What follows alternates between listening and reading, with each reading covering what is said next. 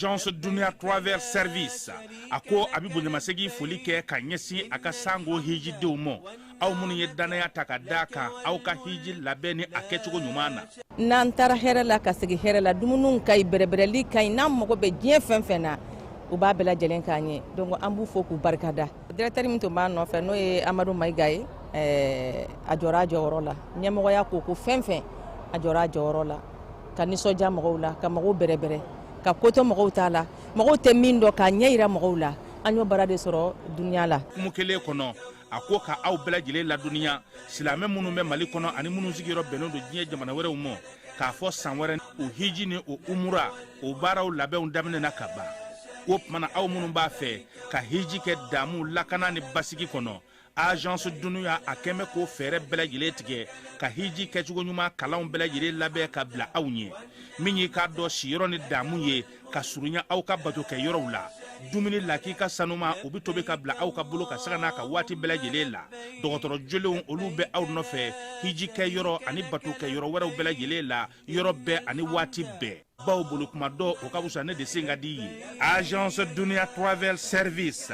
Jenwan kele mimbe au ka hijini au ka humura ke ka nya ale de do o fana ni aw be kuna foni were nyini aye weleli ke 66 71 37 24 70 64 99 71 ni aw be u ka yoro nyini u flani hippodrome yere la immeuble station soma yafula kulukoro sira dala o fana minyi ka do Agence Dunia Travel Service ye kube dugawu ke hijini umura ke tugo nyuma ana musakaw ala ka nogoya silame bela jele ye innal hamda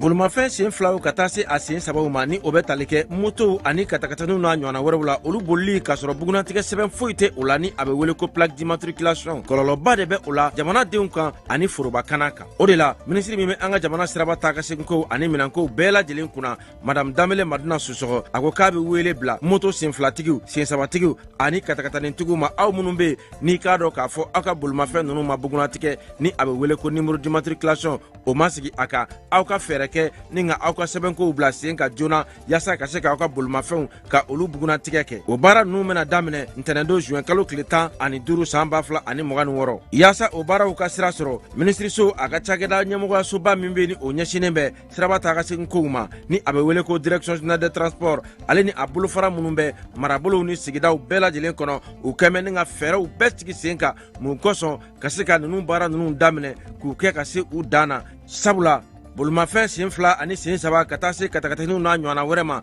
minnu bɛ ni u ma bugunatigɛ fiyewu olu bolili bɛna kɔn mali siraba bɛɛ lajɛlen kan wa maa tɛna bɔ maa la maa minnu bɛ ni olu bɛna i k'a dɔn u tulo gɛlɛya ka ni sariya ninnu sɔsɔ ɲangili bere bɛ ka u makɔnɔ k'a daminɛ sefa wari dɔrɔmɛ 200 la min sarali ye wajibi ye i jɔyɔrɔ la nɛgɛjuru sira fɛ o fɛnɛ kɔfɛ jamana ɲangili sariya ni a bɛ wele ko code pénal la o kɛmɛ ni ka kalo 3 kaso ka o yanga ka bila ka ni maaw makɔnɔ ani fo ka taa se alamani ma min dagosi bɛ taa sefa wari 24,000 na ni alamani ninnu bɛɛ lajɛlen saralen kɔfɛ i ka bolimafɛn a bɛ minɛ i la ni k'a lasago jamana fɛ fo ka taa fɔ i y'a sɛbɛn bɛɛ lajɛlen dafa waati min na a bɛ sɔrɔ ka segin i taya la minisiri min bɛ jamana siraba taa ka segin kow olu bɛɛ lajɛlen ɲɛnabɔli kunna a ko k'a dan bɛ aw ka faamuyaliko ɲuman a n'aw ka faso kanu na.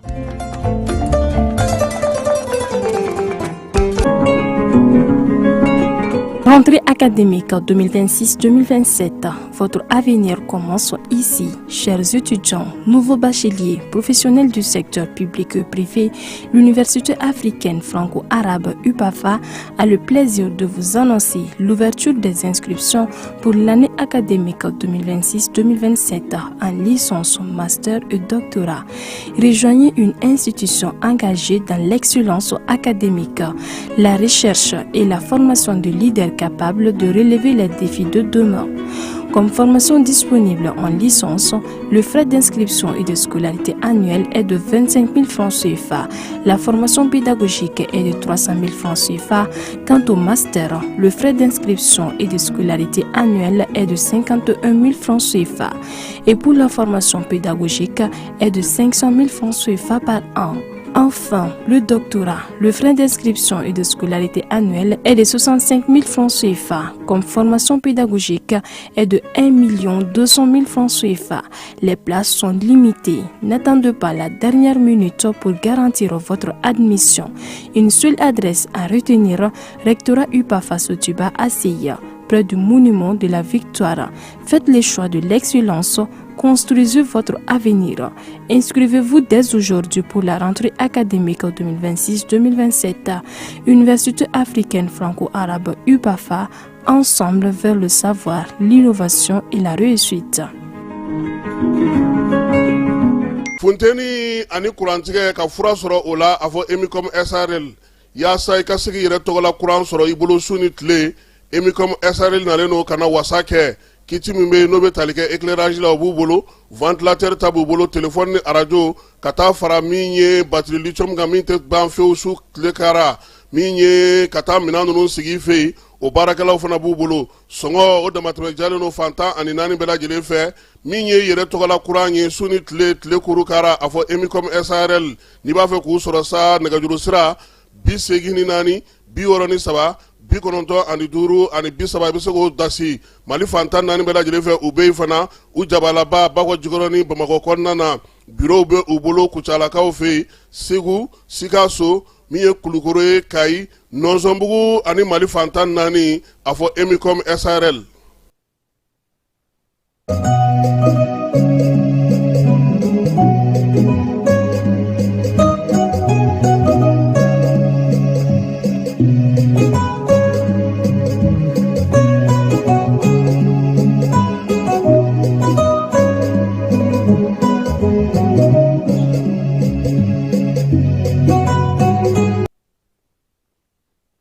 Filɛbaw ni an lamɛnbaw k'aw bɛɛ lajɛlen fo k'aw bɛɛ lajɛlen waleɲuman dɔn jani sugandili la don o don ka se k'aw ka kibaruyaw sɔrɔ Mali kɔnɔ Mali kɔ ka diɲɛ fantan ani naani bɛɛ lajɛlen na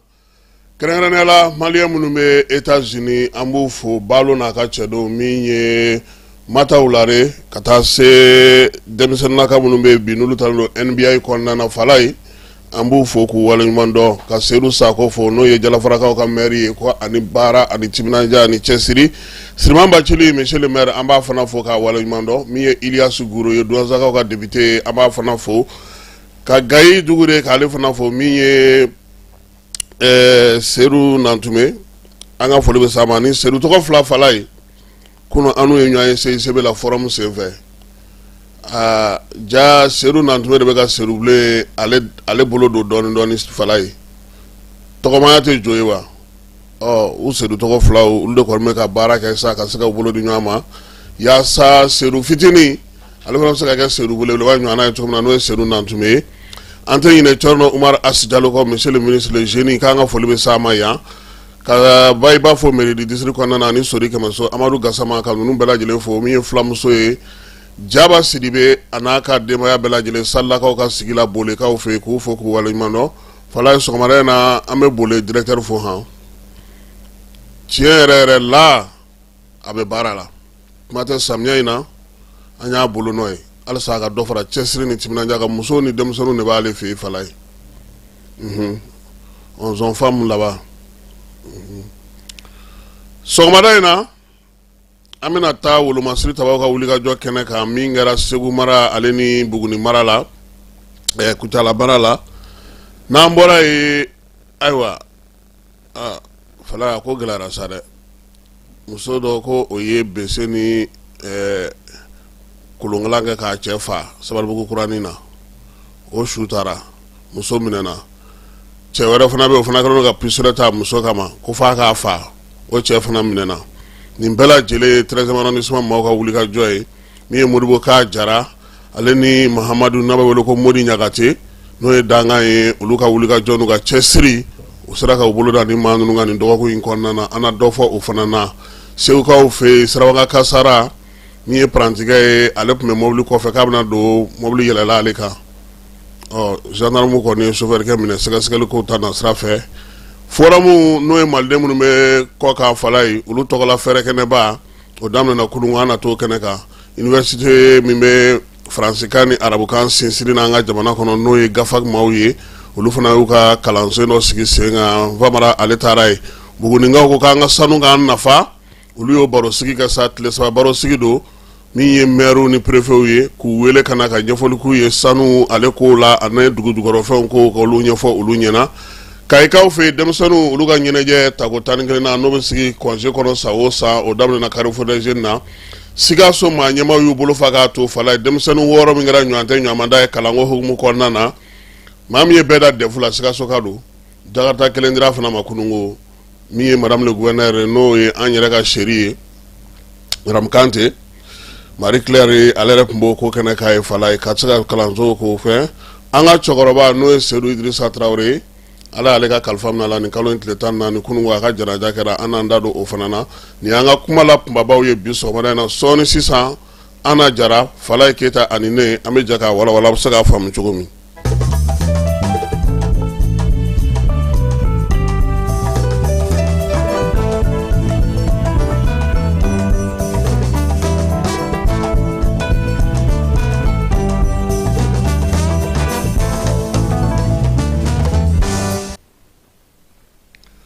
Falaye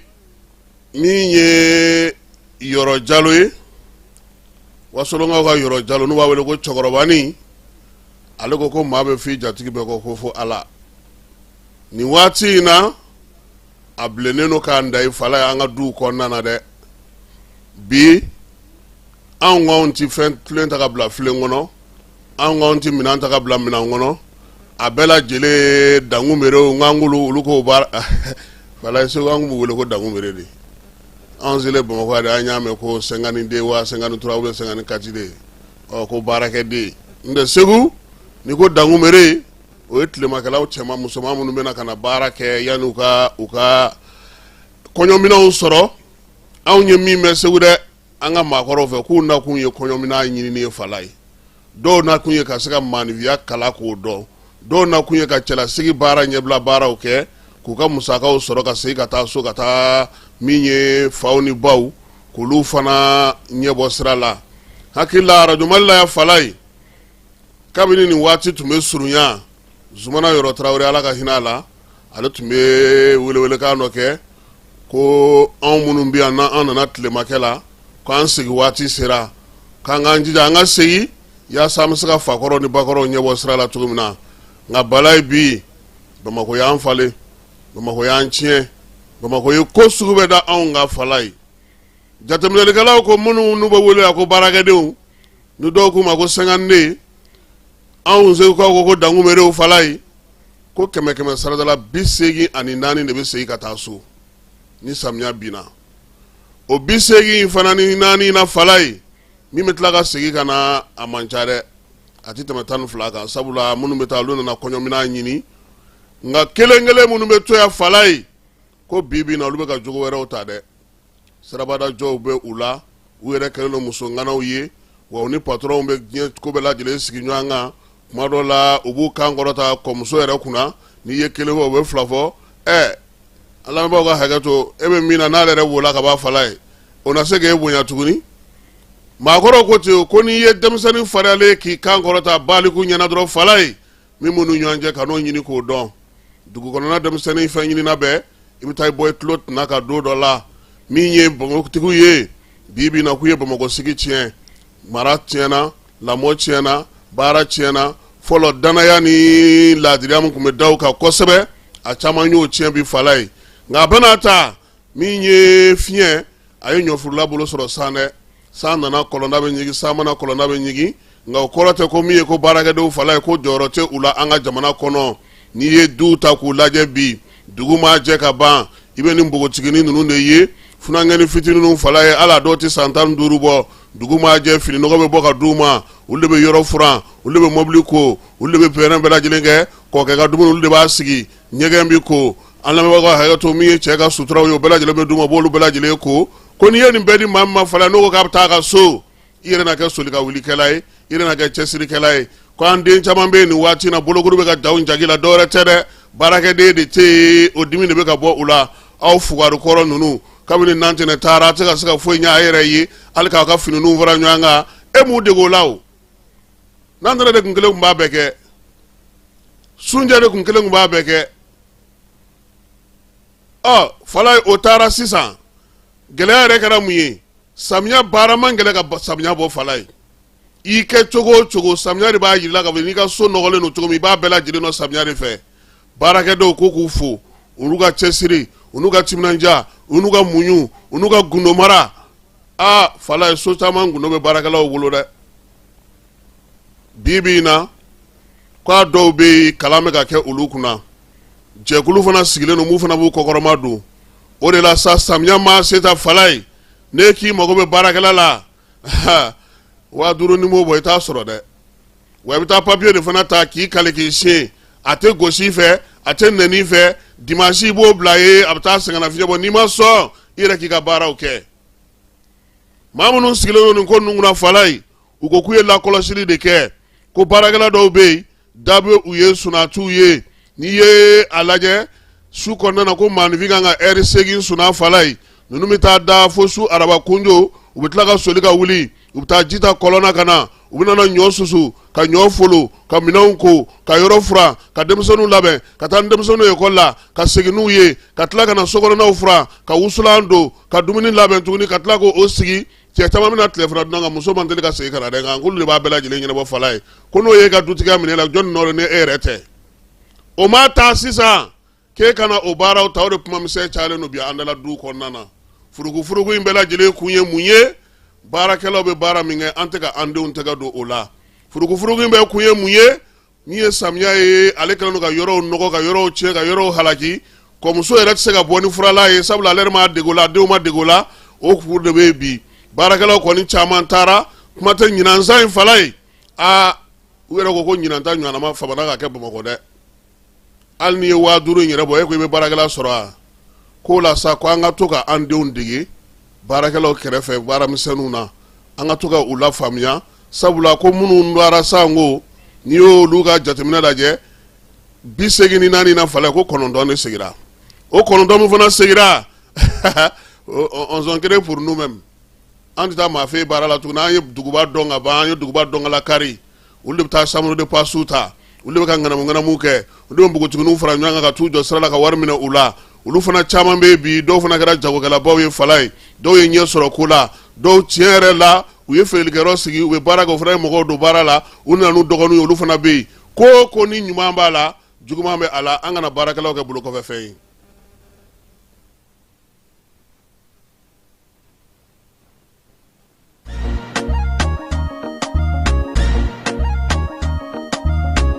aw bisimila hôtel lafiya la n'i ko hôtel lafiya wulikajɔw bolodalen don walasa aw bɛ se ka lafiya sɔrɔ cogo min na ani hakilisigi aw ka séjour la anw fɛ Mopti yan kɛrɛnkɛrɛnnenya la Mopti Sevare ka kɛ ni kurantigɛtigɛ ye min ye hôtel lafiya Sevare ale ye wulikajɔw boloda ka se ka min ye awa fɛɛrɛ kɛrɛnkɛrɛnnen dɔw ta walasa aw bɛ se ka lafiya sɔrɔ cogo min na aw ka séjour la hôtel kɔnɔna na n'o ye ka panneau solaire installé min ye kurantigɛtigɛ o degun aw kana o ye séjour la l'hôtel yɛrɛ kɔnɔna na réservation ka kɛ kabi sisan min b'a to aw bɛ se k'aw ka séjour kɛ k'a sɔrɔ tɔɔrɔ tɛ aw kan degun tɛ aw kan hôtel lafiya hôtel lafiya ale filɛ nin Sevare bangetaba yanni ka se aéroport sirafara ma station laban i kiniboloya fan fɛ i bi jigin o carré fɛ mètre 200 bɔɲango hôtel lafiya ale cokolen bɛ i kiniboloya fan fɛ i bɛ se ka weleli kɛ nɛgɛjuru siraw fɛ 21 42 14 11 76 01 01 98 66 78 72 04 hôtel lafiya référence do.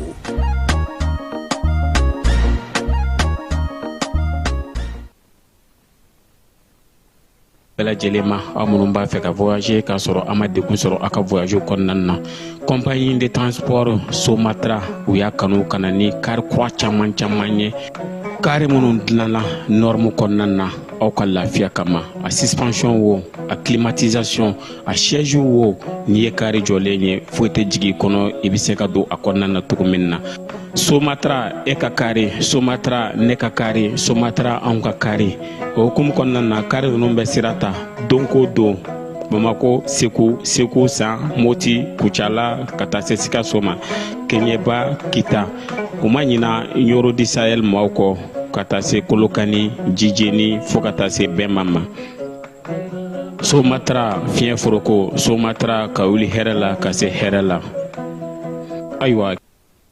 Wolomasiri tabaw ka dagatigi n'o ye Jean Élisée Daw ye ko k'a da bɛɛ lajɛlen tulo kan min ye armée a ka baaraw bɛ senna fantan ani naani bɛɛ lajɛlen fɛ. Tiɲɛ don jamana in ka bon nka min ye nzole ye u bɛ ka o da bi Bamancɔni dugawalekɛbaw la.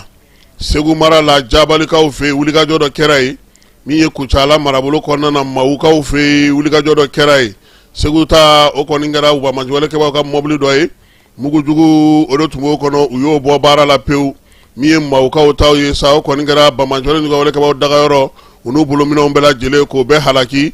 Kimɛli o tun bɛ senna Jean Élisée ka bataki y'a fɔ cogo min na u bɛ wulikajɔ ni cɛsiri la sa yaasa Mali fantan naani bɛɛ lajɛlen bɛ se ka lafiya cogo min. Jean Élisée Daw ko k'a da bɛɛ lajɛlen tulo kan armée ka nin baara ninnu bɛ to senna sa fo dugudenw ka lafiya. Fala ye kunun ko chauffeur minnu bɛ bɔ Jema ka na u ko an ma ko sira ko a gɛlɛyalen don ka bɔ Jema ka na Jijeni olu bolo bi ni armée bɛ se ka dɔ fara a ka escorte kan o bɛna na fisaya kosɛbɛ sabula nin waati in na minɛn caman b'a di u bɛ ka t'o de ta ka bɔ Dakar port la kabini armée wulikajɔ belebeleba in kɛ o fisayar'u ma sira kɔni ka bɔ Kayi ka na Jema alhamdulilayi siraba yɛrɛ ma ɲi dɛ nka olu kɔni bɛ se k'u démerder ka na n'a ye nka mun ka d'u ye bi Jema Jijeni armée ka wulikajɔ kɛ o sira in kan bi sabula ko halisa kelen-kelenninw bɛ munumunu salo la ye marifatigi kelen fala ye o man dɔgɔ kari tiɲɛni na dɛ ɔhɔ donc u ye wele bila an ma k'an ka kɛ u da ye k'a fɔ faamaw ye Jijeni Jema basigi bɛ se ka na a la cogo min na u ka wulikajɔw kɔfɛ tiɲɛ don armée bɛ taa ni ka segin kɛ sira kan nka olu bɛ fɛ escorte ka kɛ dɔgɔkun kɔnɔ siɲɛ kelen n'o kɛra o b'olu lafiya kosɛbɛ bi minɛn caman bɛ se ka tɛmɛ o la o de y'u ka laɲini ye. Armée ale ka wulikajɔ kɔnɔna fala ye bi sɔgɔmada joona in na nɛgɛ kanɲɛ 5 waati min ye camion 950 ye taji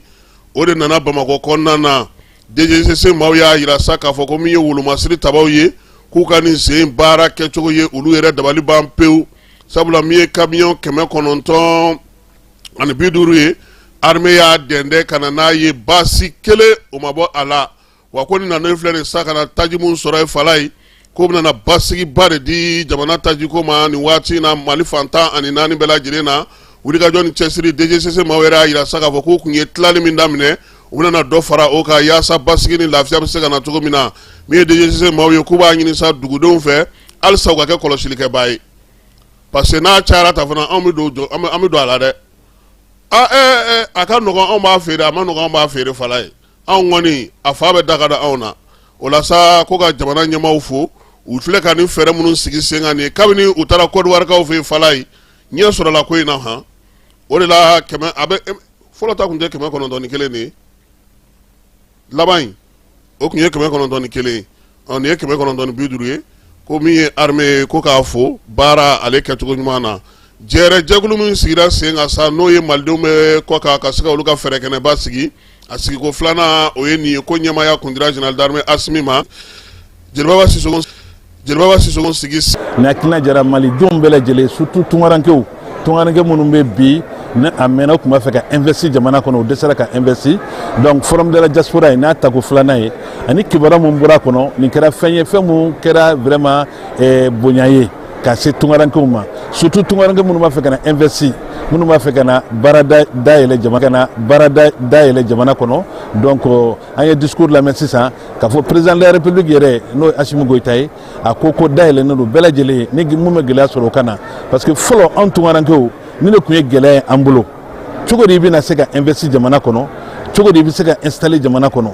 mais an ye jaw minnu ye o b'a jira an na k'a fɔ ko forum ni a y'a kun bɔ. Bon forum nafa ye fɛnba de anw kan parce que non seulement u bɛ investisseurs b'u la minnu bɛ se ka anw dɛmɛ parce que an kelen an tɛ se donc ni mɔgɔw ye anw dɛmɛ an bɛ se ka ko caman kɛ ɲɔgɔn fɛ. Forum jigisigi forum don danaya forum don hakilisigi forum don ka ɲɛsin maliyɛn minnu sigiyɔrɔ bɛn bɛ kɔfɛ jamanaw ma ka d'a kan minnu fɔra bi minnu yira na ja minnu yira na ani baara minnu bolodalen don n'o kɛra a bɛ kɛ sababu ye maliden minnu bɛ kɔfɛ u bɛ se ka segin ka na Mali kɔnɔ cogo min na ka na investi ka na baara kɛ faso ye parce que an caman bɛ yen a ka d'an ye ka na baara kɛ mais an t'a dɔn an bɛ sira minnu ta an bɛ don yɔrɔ jumɛn fɛ ka bɔ yɔrɔ min fɛ olu dɔnnen tɛ et puis a bɛ kɛ sababu ye maliden minnu fana bɛ kɔfɛ ka u ni jamana ɲɛmɔgɔw cɛsurunya u ni an ka ministɛriw cɛsurunya u ni an ka institution fana cɛsurunya donc moi je pense que o yɔrɔ la ne bɛ se k'a fɔ jigisigi forum de forum ni nafa ka bon kosɛbɛ n'i y'a jateminɛ Mali kɔnɔ a du ka dɔgɔn min ka mɔgɔ dɔ ti kɛnɛ ma Mali ye tunkan jamana de ye o tunkan jamana in maliyɛn minnu bɛ kɛnɛ ma olu fanga ka bon u bɛ taa baara kɛ jamana wɛrɛw la u bɛ dɔnniya ɲini u bɛ nafolo sɔrɔ u bɛ tubabu b'a fɔ cogo min na ko